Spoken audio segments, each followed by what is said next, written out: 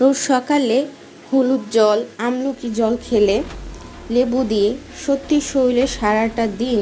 যে শীতকালে যে ঘাটতি আষাঢ়ি কলার ছোকলা যে কোনো ক্ষত স্থানে লাগালে ক্ষত জায়গায় আস্তে আস্তে এক সপ্তাহের মধ্যে এটা অনেকটা কাটা জায়গায় একটা তো অ্যান্টিসেপটিক এটা, আর একটা হলো যে এটা দিলে ক্ষতটা আস্তে আস্তে ভালো হয়ে যায়। সো আবার এটাতে একটু মধু আর একটু চিনি গুঁড়ো দিয়ে মাসাজ করলে মুখের যত ডার্ক সার্কেল আছে, তারপরে অতিরিক্ত যে চামড়া আর কি দূর হয়ে যায়, মেনত এটা ঝরে যায়, সেই চামড়াটা উঠে যাবে আর সুন্দর একটা মসৃণ একটা ত্বক পাবেন। আর আমাদের মতো এরকম